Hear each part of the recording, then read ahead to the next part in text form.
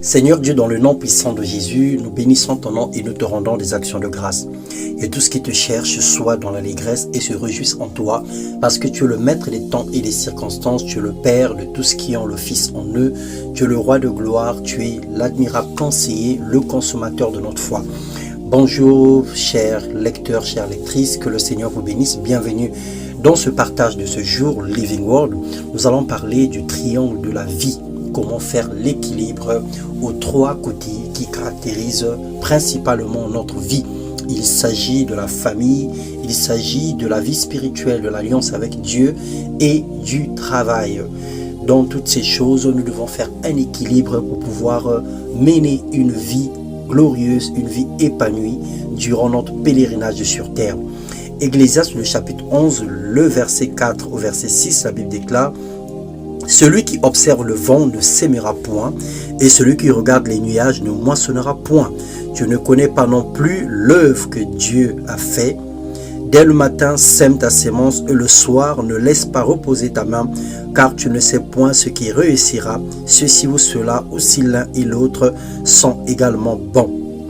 Nous connaissons tous un parcours presque identique, c'est-à-dire le travail, la famille et l'église, qui pourtant dans le fond n'est pas mauvais, mais par manque de sagesse peut nous éloigner de la mission véritable ou de la raison principale que Dieu nous a confiée ou que Dieu nous a placée sur la terre. Dieu n'est pas contre le travail, il a lui-même travaillé 6 jours et s'est reposé le 7e d'une main acharnée pour rendre disponible tout ce qui se trouve aujourd'hui autour de nous. Il a créé la terre, les hommes, les animaux, la faune, la flore et tout ce qui existe. Il bénit le travail de l'homme selon Deutéronome 2, le verset 7. Ensuite, nous avons la famille. La famille est le premier maillon de la socialisation. Si quelqu'un n'a pas soin des siens, disait la parole de Dieu, et principalement ceux de sa famille, il a régné la foi et il est pire qu'un infidèle.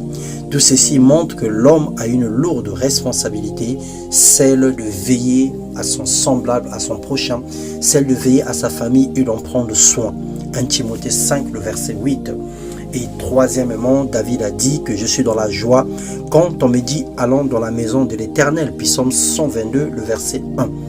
Ces trois situations montrent simplement que Dieu n'est pas contre le travail, il n'est pas contre la famille, il n'est pas contre une relation ecclésiastique, une vie de prière.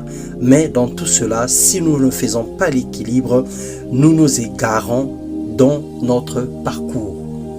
Nous sommes tenus et obligés de faire l'équilibre de ces 3 axes qui forment le triangle équilatéral ou le triangle avec des côtés égaux. Ne négligeons rien de tout, travaillons dur pour l'œuvre de Dieu, pour le bien-être de notre famille, mais aussi pour notre pain, pour ne pas être une charge pour les autres. Nous voulons que les pères de famille, que les hommes, les femmes que nous sommes, les enfants que nous sommes, que nous puissions tenir compte de ces 3 aspects de notre vie afin que nous ne nous éloignions pas. Plusieurs personnes ont essayé de passer plus de temps dans l'œuvre de Dieu et cependant ils n'ont rien laissé comme héritage. D'autres encore ont passé du temps à chercher de l'argent ignorant Dieu et se sont égarés loin de la vérité, ou encore ceux qui se sont attachés tellement à leur famille ont oublié même l'existence de Dieu. Ce matin nous prions: Seigneur, fais de nous des bons serviteurs, des bons parents, des parents et des enfants formidables, des meilleurs travailleurs dans nos entreprises. Ouvre les portes d'emploi aux pères de famille qui sont au chômage. Montre le chemin aux serviteurs égarés qui ne viennent plus dans ta maison. Repose les familles divisées et prends soin de ton Église dans le nom puissant de Jésus.